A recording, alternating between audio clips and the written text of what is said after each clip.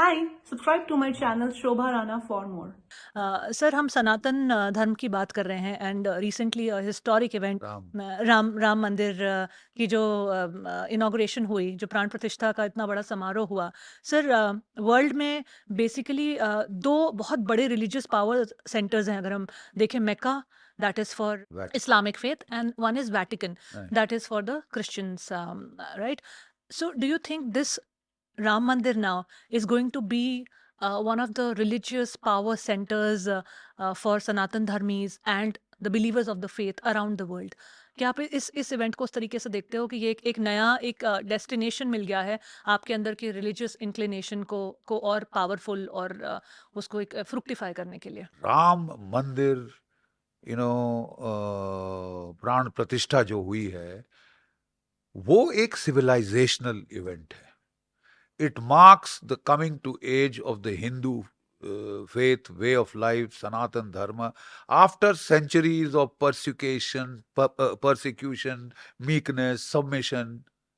Now you have had a political consolidation of the Hindus. Now they are 80% of the Indian electorate. First Prime Minister of India felt that to promote secularism, you you have to basically splinter the Hindu faiths into castes and creeds and not let it vote as one vote bank or as one consolidated kind of a thing. And therefore Hindus must feel apologetic about their religion. They must feel shy of proclaiming it too much. But the same thing was not said of the other minority. So that was the hypocrisy. Everybody else is allowed to wear his religion on his sleeve, less me. Once while I was serving in the army, there was this debate because Ayodhya movement had started and all that. So people said this is very wrong, this is very. I said, look, I am a majority in this country. Is it my fault? Must I be, 24/7 gallowed for it? Should I have to wear a yellow badge? I'm sorry, I am a Hindu. Because I don't see any need to apologize. I don't want to hurt anybody else. I just want to practice my own faith in peace. But for 6 centuries, 8 centuries, nobody let us live in peace, you see. That was the problem. The Indian faith says Vasudhaiva Kutumbakam. You know, the Indian faith says as many as are the paths, as many as are the faiths.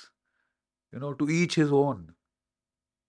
To each his own. That is why we have no Vatican. That is why we had no one single book. We have the Vedas, we have the Upanishads, we have the Aranyaks, we have the Gita, Ramayana, Mahabharata, and it still cannot hold the whole of infinity.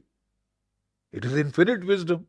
How can one, thing hold it all? So the point at issue is, I don't think we will go the Vatican way because that is not the essential nature of Hinduism. What this temple is telling you, and I think I'm so happy that it has come thing, the emotional catharsis of the Indian masses has been there. But in the Indic way of life, in the Sanatan Dharma way of life, there is a universality that will always remain. This will be one of the centers of this thing and not the center. So that is the Indian faith. So I think the Ram movement was a much called for movement. It has led to Hindu political consolidation in a democracy. Now, we can be secular in the United States, but the president will still take his oath on the Bible. Because that is the majority religion of those people.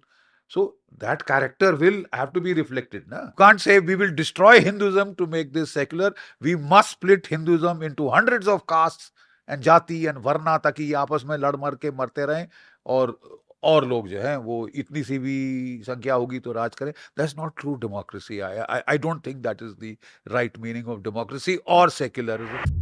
I really enjoyed talking to Major General G.D. Bakshi sir about various things in life. Here is the full podcast link.